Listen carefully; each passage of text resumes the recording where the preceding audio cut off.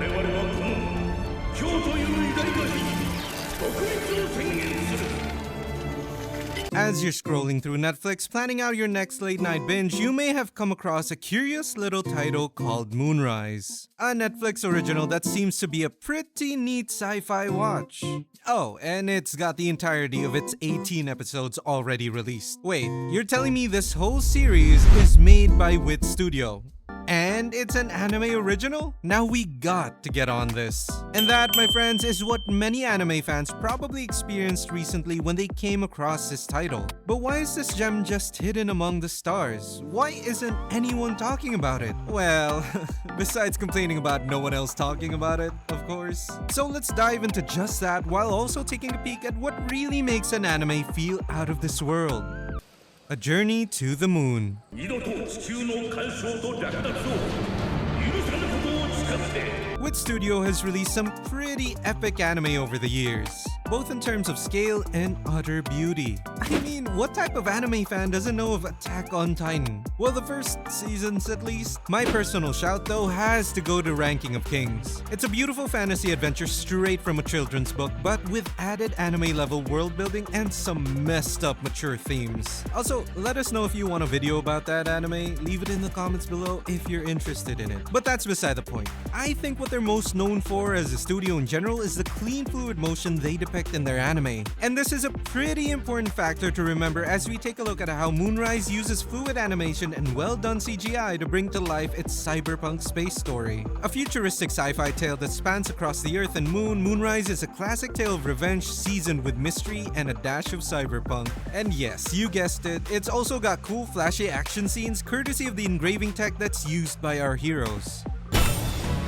低重力の月面における戦闘で効果的に打撃、斬撃、射撃を行うには Speaking of, the main man for this ride is Jack, a rich playboy who was about to have his life made out for him as a successor to his family's corporation. For whatever reason I haven't found though, he doesn't like it all that much and constantly tries to make himself look bad, even though his parents seem pretty cool and loving. And he should have appreciated them more too, since the story kicks off with them kicking the bucket. Childhood friends thought to be dead and an entire people on the moon wanting revolution. There's just so much to unpack in the 18 episodes Wit has cooked up. There is a slight problem though. Just like the unjust politics and management found in both Earth and Moon, Moonrise as an anime has run into quite a pickle with its distribution. Specifically, we're talking about some pretty sad negligence by the good old Netflix. The cost to bring man to the moon.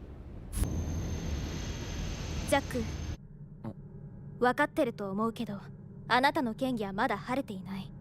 We've already mentioned Wit Studio, but as anime fans may know, the studio name isn't everything. What is everything though is the staff, and the staff for this show does not hold back at all. Character designs by Hiromu Arakawa, famous for the legend that is Full Metal Alchemist. Animators such as Yasuyuki Ibara, who did the jaw-dropping 17-second shot in Attack on Titan Season 1. And last but not least, action director Takuma Ibisu from Attack on Titan and the experienced director Masashi Koizuka as the series lead. Now, that's an A-team of anime creators if I've ever seen one. So why all the fuss about marketing?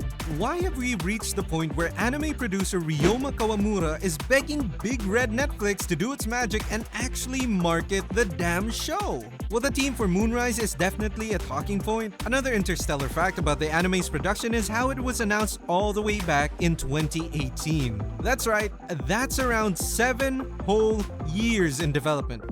For those of you who have trouble counting in years. The animation proper, meanwhile, starts around 2021, but that isn't anything to scoff at either. 4 years is a pretty special amount of time to spend on an anime series, with similar schedules being tied to blockbuster anime movies such as those by Hayao Miyazaki and Makoto Shinkai. In fact, the production does dwarf the latter's usual production schedule, putting into perspective just how ambitious this project really is. But as you may have already realized, you do have to take into account that 18 whole episodes of anime are around 3 hours of runtime in total. Much longer than the usual anime film. But let's get back on track. With that much time in development, you'd think some specs would come out to build hype for its release. Maybe some staff interviews, some storyboard teasers? Nope. Nothing of the sort went public. All that was really shown before the official release was the usual pipeline of trailers. Namely, a teaser years ago and a main trailer just before release. Yeah, that's it. The teaser 2 years ago did only just receive close to 500,000 views, and maybe that was the reason why they didn't go for more? But considering it was the first teaser they released, and it being years after the project's announcement, it does make sense why no one even knew a teaser came out. Flash forward though, nearing the anime's actual release, the main trailer finally drops and it reaches a hefty 1 million views that the project definitely deserved. Yet the drama still doesn't end there. You see, despite it being their first attempt at a promotional video, Wit Studio produced the trailer all by themselves. And no, that isn't usually the norm. The company that owns the rights usually handles that sort of gig as they have the marketing manpower to do it. You know, like a company such as Netflix. That wasn't all Wit Studio did to go above and beyond though. They had also connected with Tao Bukata as the main creator from the start, beginning with a prologue novel released to introduce the world. Ubukata being one of the writers for the acclaimed Psycho Pass series many anime fans know and love. With so much time, care, and resources dedicated to the making of this project, why was it that Netflix never pushed it as a magnum opus that it is? Well, perhaps the answer lies in the reality that it simply never was. Before we dive into this topic even more though, do remember to smash that subscribe button and consider giving a shot to that super thanks button. Comment if you want to see more out of this world content like this one. だからこそね、見せてもらう必要があるんですよ。もう一度ね。 Is the moon even worth it? We've talked about the lack of marketing and the extreme amount of care put into the Moonrise project. That being said, how is Moonrise as an anime? All the episodes drop simultaneously, so surely many have been able to sing its praise. And flocks of anime fans are already on the way clicking that play button as we speak. Well, sadly for this passion project, the fairy tale ending just isn't meant to be. At the time of writing this video, my anime list has Moonrise at a disappointing 6.87 rating. As expected, many praised the superb animation and awesome action Wit was able to achieve. Expert use of CGI is a big part of this as well, helping put the action on another level, alongside the many familiar mecha and sci-fi sites. I'd say the opening video to each episode is a perfect representation of this, as the studio is able to showcase just how far they've taken CGI as a genuine tool in anime production. Sadly for me though, that's kinda part of the problem. A small nitpick, but for 18 episodes, it does get old starting each with an instrumental opening showing off the same sights of spaceships in space every time. For me, that again is a perfect representation of the problem. Moonrise should not have been a typical anime series. Watching the first 6 episodes slog along, I couldn't help but think to myself, why couldn't all this just be a movie? A small change, but if you've seen the series yourself and, like me, have no time to binge the whole thing in one sitting, you'd agree that maybe having at least 3 big 1-hour episodes would have helped the pacing a lot more. I just find it hard to press the play next button after sitting through a whole episode of nothing happening. And that may be just an exaggeration, but to put it bluntly, it was just a boring experience. You can't just go straight to flashbacks and lore drops without building at least some connection with the audience. And even with all the setup, the payoffs themselves feel weak. Now, I don't want to spoil too much, but I think another main problem is how the heart of the series is centered on the relationship between Jack and this childhood friend he hasn't seen since he was a kid. Now, I don't know about you, but I have trouble remembering what I ate the day before. Asking me to remember a kid I knew back when I was in the single digits of age is quite a stretch. So when I see Jack literally hesitate during life or death scenarios just cause a long-haired Prince Charming appears, I'm kinda more annoyed than immersed. In general, the relationships in the anime just feel weak, which is a shame since the whole mission is about revenge for fallen loved ones, and quite frankly, I didn't really love any character. I guess I do like Mary and her chemistry with Jack, but even she only appears after 6 whole episodes. Not to mention, she also embodies yet another issue I had, which was how the anime never took itself seriously despite throwing around hard realities like rebellion and death.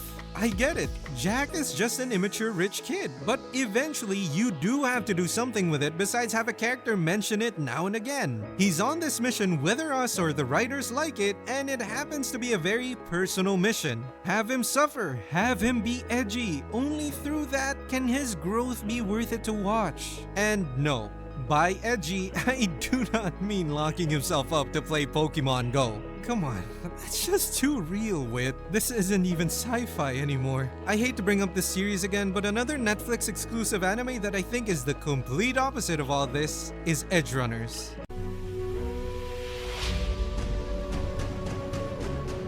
こちらはトライブチームです。契約者のもとへ急行中です。 Sure, you could say it didn't really stretch any boundaries and just presented a simple and predictable journey, but in my opinion, it was a very solid journey, especially thanks to its mere 10 episodes of length. It was short, sweet, and a complete story from beginning to end. While it may lose out on overall animation to Moonrise, the action that was present, the sights that were drawn, it was all for a purpose, and it was all memorable, despite spending significantly less time on the moon. Sometimes you just gotta be careful even when you're aiming for the moon. While you may very well land on a star, you could also just drift away, forgetting what it's like to be grounded here on Earth.